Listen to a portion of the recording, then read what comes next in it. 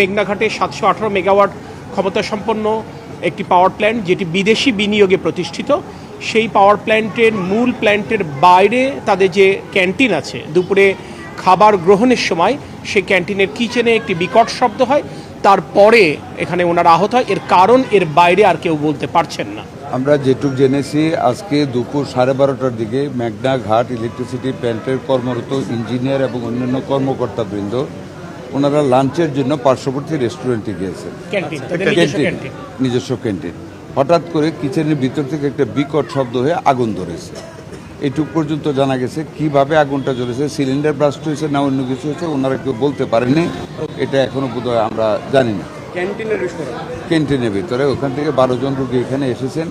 3 জনের অবস্থা একটু আশঙ্কাজনক, বাট বেটার ট্রিটমেন্ট দেওয়া হচ্ছে। 2 জন আইসিইউ, একজন আইসিইউতে, 2 জন এইচডিইউতে। আর এখানে আমাদের আছে 9 জন।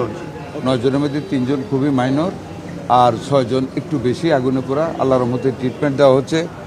উই আর হোপফুল যে আল্লাহ তাআলা সবাইকে সেভ করবেন। আমাদের বেস্ট ট্রিটমেন্ট দেওয়া হচ্ছে। আমরা এই ব্যাপারে সজাগ দৃষ্টি রাখতেছি। ওষুধের কোনো অভাব হবে না, অর্থের কোনো অভাব নেই। যতটুকু দরকার আমরা 2 মন্ত্রণালয় থেকে আমরা সেটা, হাসপাতাল যদি শর্টেজ হয় আমরা সেটা দেখবো ইনশাল্লাহ। আগেও দেখেছি, এখনও দেখবো। স্যার, মানে যেই বিস্ফোরণের ঘটনা ঘটলো, এটা কি স্যার কোনো লাইনের গ্যাস ছিল নাকি সিলিন্ডার, এরকম কি জানতে পেরেছেন আপনারা? এটা এটা মূলত আমাদের মাননীয় স্বাস্থ্যমন্ত্রী এসছেন, যারা মেঘনাঘাট পাওয়ার প্ল্যান্টের আজকে দুপুরে একটি দুর্ঘটনায় যারা আহত হয়েছেন তাদের সুচিকিৎসা নিশ্চিত করতে মাননীয় প্রধানমন্ত্রীর পক্ষে মাননীয় স্বাস্থ্যমন্ত্রী এখানে উপস্থিত হয়েছেন। আমরা বিদ্যুৎ, জ্বালানি, খনিজ সম্পদ মন্ত্রণালয় থেকে আমি এবং পিডিবি চেয়ারম্যান মহোদয় আমরা এখানে এসেছি। প্রথমত এটা একটি দুঃখজনক ঘটনা, একটি অনাকাঙ্ক্ষিত একটি ঘটনা। কিন্তু আপনারা জানেন যে মেঘনাঘাটে ৭১৮ মেগাওয়াট ক্ষমতাসম্পন্ন একটি পাওয়ার প্ল্যান্ট যেটি বিদেশি বিনিয়োগে প্রতিষ্ঠিত। সেই পাওয়ার প্ল্যান্টের মূল প্ল্যান্টের বাইরে তাদের যে ক্যান্টিন আছে, দুপুরে খাবার গ্রহণের সময় সেই ক্যান্টিনের কিচেনে একটি বিকট শব্দ হয়, তারপরে এখানে ওনারা আহত হয়। এর কারণ এর বাইরে আর কেউ বলতে পারছেন না। তো এখানে আপনারা শুনেছেন যে 12 জন এসছেন, তাদের চিকিৎসা চলছে। আল্লাহ রহম করলে ইনশাআল্লাহ সকলেই সুস্থ হয়ে যাবেন বলে আমরা আশাবাদী, এবং চিকিৎসার জন্য কোনো ত্রুটি না হয় সেটা স্বাস্থ্যমন্ত্রী মন্ত্রণালয়ের পক্ষ থেকে দেখছেন। আমাদের তরফ থেকে যদি কিছু করার থেকে দেখছি। আমাদের মন্ত্রণালয় থেকে যেটা আমরা জানবার চেষ্টা করছি সেটা হচ্ছে আসলে এখানে কোনো ত্রুটি, ব্যবস্থাপনাগত ত্রুটি ছিল নাকি কোনো অসাবধানতা ছিল নাকি অন্য কোনো কারণের দুর্ঘটনা, এইটা আমরা বের করবার চেষ্টা করব। এবং এটার জন্য আমাদের প্রাথমিকভাবে ওই যে বিদেশি প্ল্যান্টটা যারা অপারেট করে তারা তাদের মতো করে এটা অনুসন্ধান করছে, এবং আমাদের কর্মকর্তারা তাদের সাথে যোগাযোগ করছে।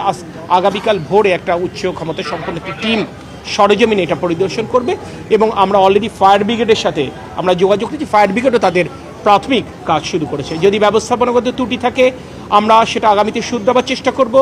কারোর যদি কোনো গাফিলতি থেকে থাকে, সেটা যদি তদন্তে প্রমাণিত হয়, তাকে অবশ্যই দৃষ্টান্তমূলক শাস্তির আওতায় আনবো। যেহেতু এর আগেও নারায়ণগঞ্জে কয়েকটা ঘটনা ঘটেছে, অগ্নিকাণ্ডের ঘটনা, তো মানে নারায়ণগঞ্জে কেন ঘটছে না, এটা প্রথম কথা হচ্ছে এটা আপনার না, এই ধরনের কোনো মন্তব্য আমি করতে চাই না, কারণ এই ধরনের কোনো তথ্য আমার কাছে নেই। তবে আমি আপনাদেরকে বলবো এটা বিদেশি বিনিয়োগে প্রতিষ্ঠিত একটি পাওয়ার প্ল্যান্ট, যারা এই ব্যাপারগুলো যথেষ্ট সুন্দর ব্যবস্থাপনা করে বলে যাদের অতীত ইতিহাস রয়েছে।